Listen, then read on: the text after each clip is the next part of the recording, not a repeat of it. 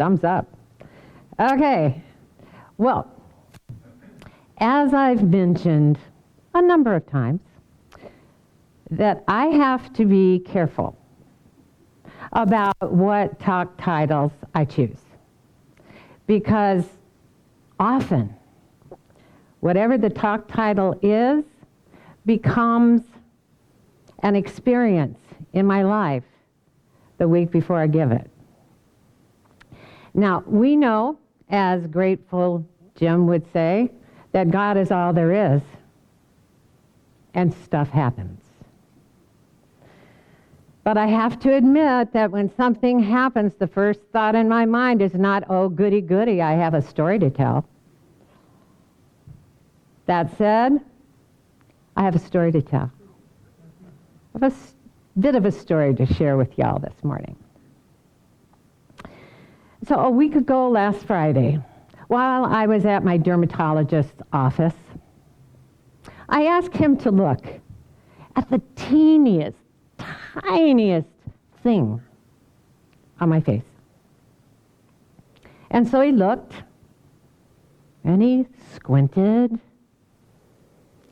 and then he said, well, let's try this. And so he got a machine, and he started poking at it with a bunch of needles.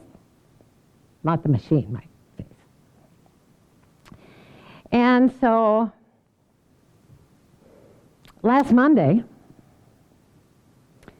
my face was swollen and red and developing bumps. And I must have had a bad reaction to the procedure. And I learned 3 things almost right away. The first one is that when we see the term dermatologist tested, if it doesn't include the word successfully, it's possible the test was not a success. We never think about that. I will. The second thing I learned I learned even more about, let's say, is don't sweat the small stuff.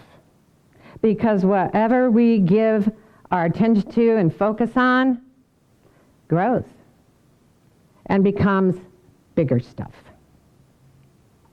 Now, these are all good things to remember and to learn, but I couldn't see how any of them pertained to the talk title this morning. Love the hell out of it.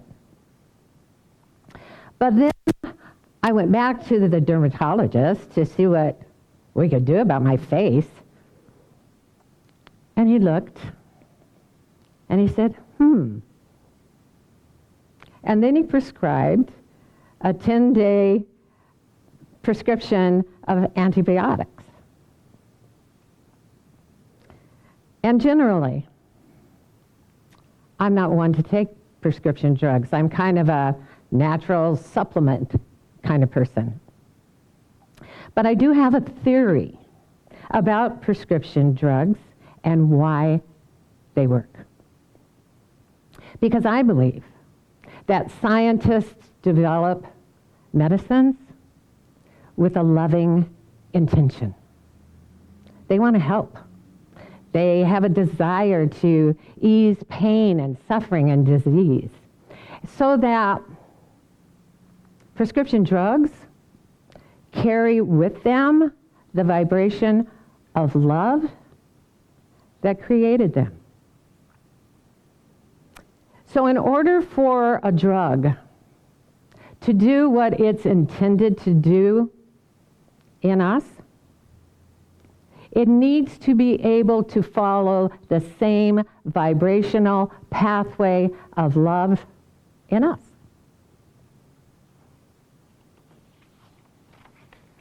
If we're not loving ourselves, we're not making a clear pathway easily available. And so sometimes a drug takes a detour, and we call it a side effect. Because I believe my theory. I knew that no matter what my physical body was displaying, if I chose to take the medicine, that the best thing that I could do for me was to love myself unconditionally. So that's how last week's happening pertains to today's talk. Love the hell out of it, which turns out to be all about self-love. When we're loving the hell out of ourselves, you could say that we're loving ourselves as a whole being, not loving this about ourselves and not loving that about ourselves and liking this but not liking that.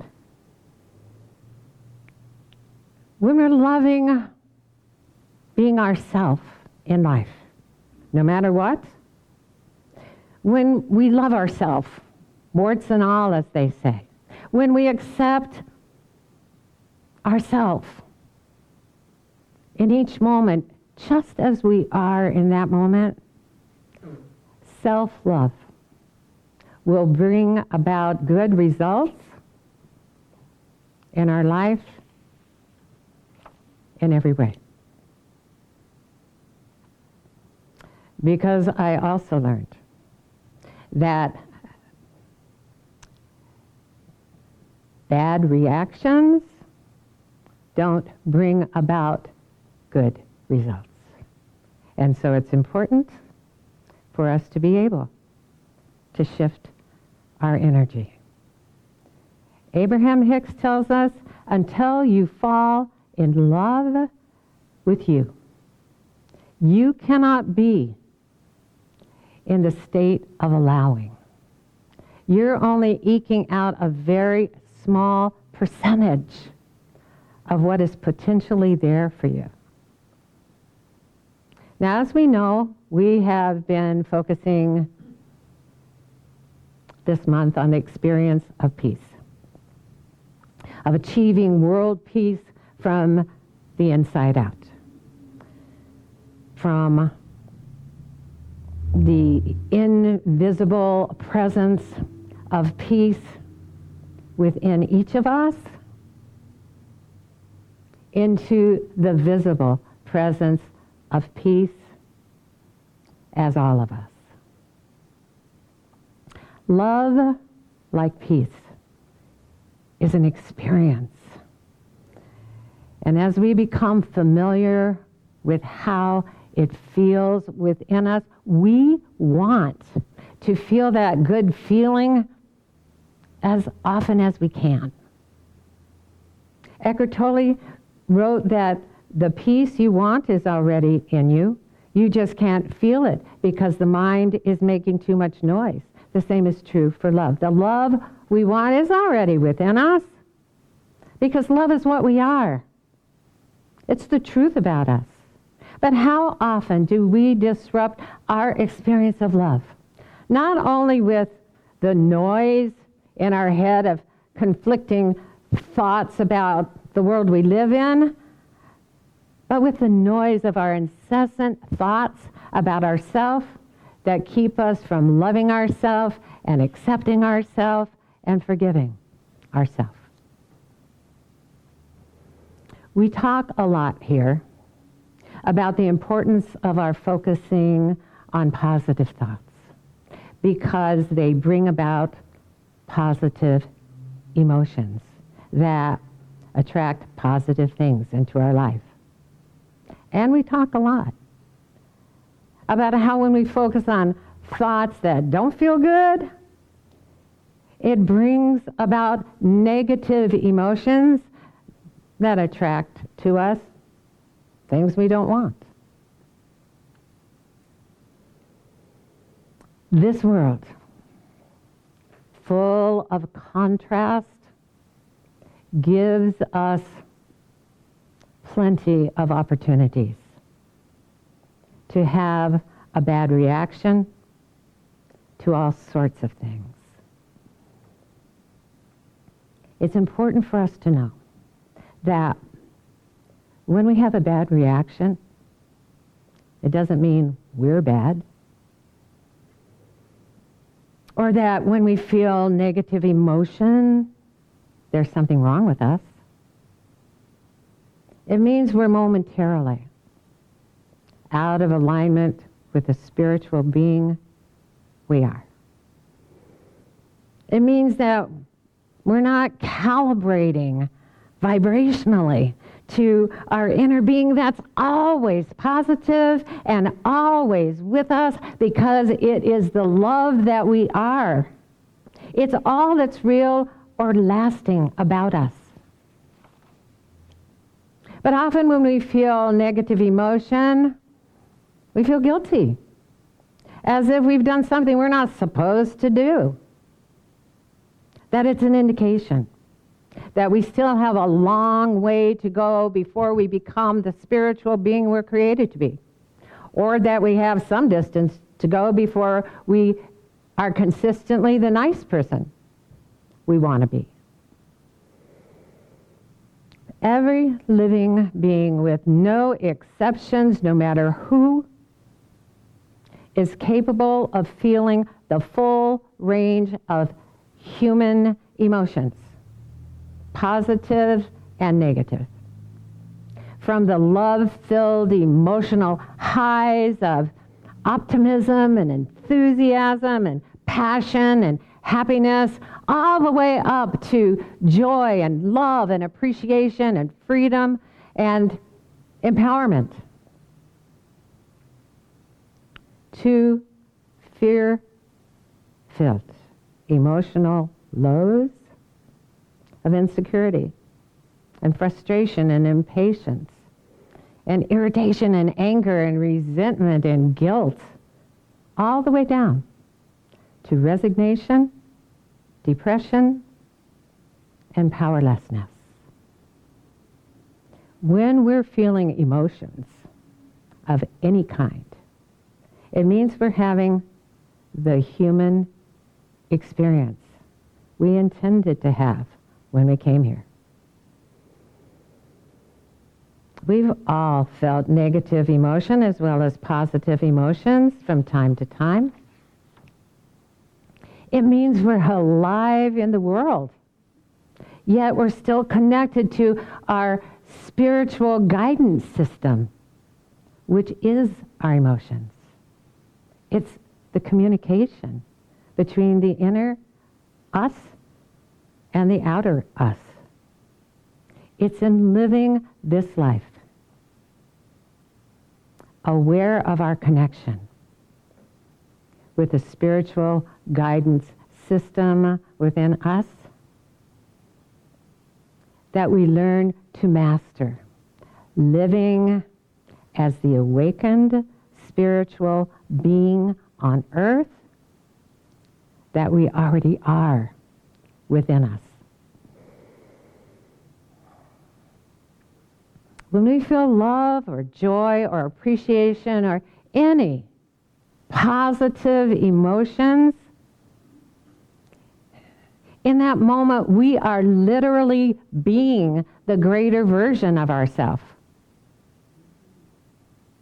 And when we feel fear or anger or despair or any negative emotion, in that moment, by virtue of whatever we're giving our attention to, whatever we're reacting to, we're causing noise in our mind that disrupts our experience of our greater self and prevents us from attracting into our life the good life we came here to live. Every one of us, no matter who, no matter where, no matter the circumstance, is capable of living the good life with not one thing that must be done to earn it, to shape it, to get it. All that's required of us is to allow the good life to be our life. by caring more about how we feel within us than we do about reacting to the world around us. There's nothing wrong with feeling any emotion. It's just that positive emotions attract to us what we want and negative emotions don't. Our emotions are indicators of how closely we're living our truth.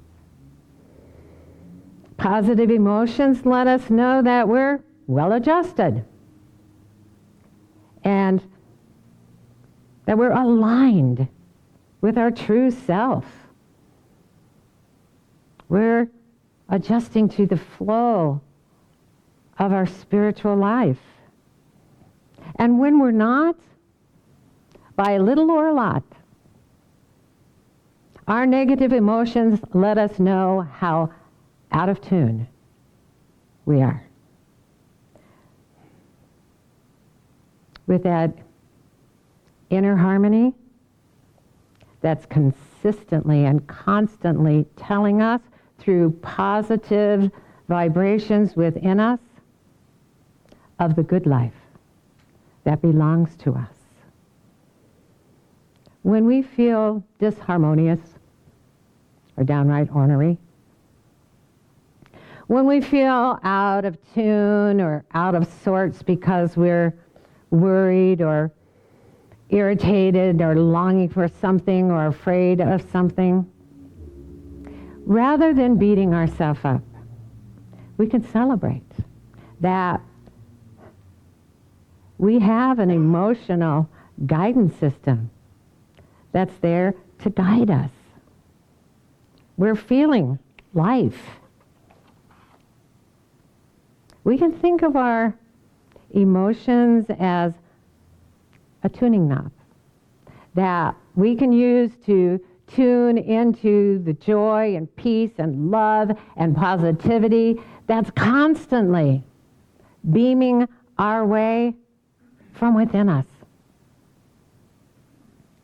If we're getting static on the radio, we don't blame the knob. We know that if there's static, we know we're just not tuned in to what we want to hear. Static simply means that. But we also know that we don't have to stay stuck on static just because that's where the knob is. We know. If we keep turning the knob, we'll find what we're looking for because we never doubt that it's there. We just keep moving it until we hear it, until we feel good about what we're hearing. Abraham Hicks calls our alignment with our inner being, that vibration of love that we are, that's within us,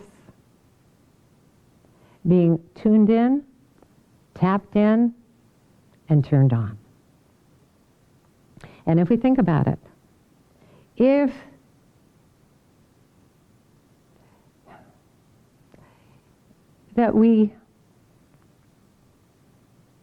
there'd be no tuning in to our inner being that is always vibrating with every good feeling vibration on our behalf. There would be no tuning in. There'd be no tapping in to the positive range of emotions so that we could experience them. And there'd be no being turned on to being ourselves in this life. There'd be none of that if there were no happenings in our life that let us know through our less than great feeling emotions that we're a bit out of tune. we can bless every happening in our life as a gift to increase our awareness of the goodness within us. We can love the hell out of every bad reaction we have by reminding ourselves that we are free to tune in within and tap into our soul's intention to feel good and get turned on by the positive emotions that live in us as the vibrations of our true self. When we learn to feel our way to a greater awareness of who we are, not think our way, feel our way, we learn to trust the guidance system of our spirits. When we learn to tune in to the inner harmony that is constantly calling to us and showing us where the good life is, we are learning to master living as the awakened spiritual being on earth that we already are. Namaste.